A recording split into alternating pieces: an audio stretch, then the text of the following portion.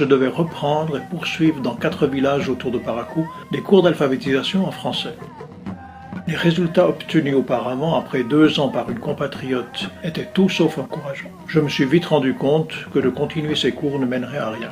Les participants se faisaient de toute façon de plus en plus rares, et finalement je me suis retrouvé instituteur pour les gosses des 4 villages qui à l'époque ne possédaient pas encore d'école. Cela m'a au moins ouvert les yeux et permis de réaliser le non-sens d'une alphabétisation en français, du moins dans ce contexte.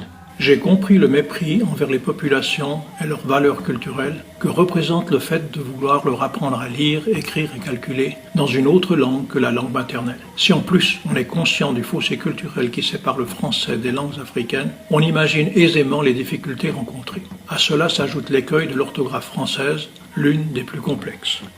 Je participe à l'action avec 2 agriculteurs récupérés des cours d'alphabétisation. Grâce à eux, je commence à apprendre le bâton, mais surtout à être à l'écoute de leurs problèmes. Et ils me font comprendre la deuxième raison de leur peu d'enthousiasme. Ils savent pertinemment que lors de la commercialisation de leurs produits, et notamment du coton, ils se feront arnaquer de façon éhontée par les équipes d'achat et les marchands. Voici une petite scène reconstituée de la commercialisation des noix de karité.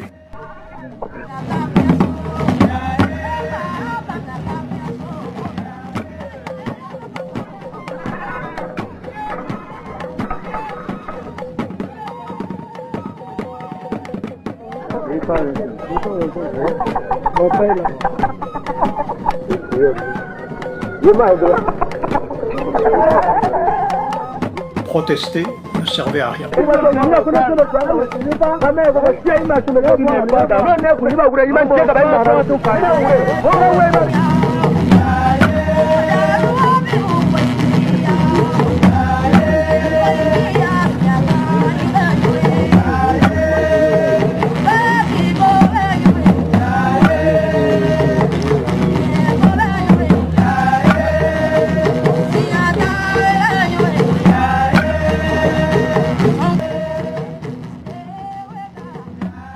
Le premier objectif du cours est d'introduire la lecture et la transcription de nombres jusqu'à 20 à l'aide de 3 symboles utilisés à peu près selon le principe des chiffres romains. Le bâtonnet pour 1, tia, un rond pour 5, nogu, et une croix pour le 10, boku. On évite toutefois la soustraction, donc 9 s'écrit 5 plus 4, et non 10 moins 1, qui ne correspondrait pas à l'expression orale.